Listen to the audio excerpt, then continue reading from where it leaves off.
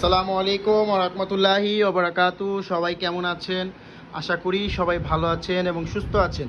সবাইকে বিসমিল্লাহ মেশিনারিজের আরেকটি ভিডিওতে স্বাগতম জানাচ্ছি।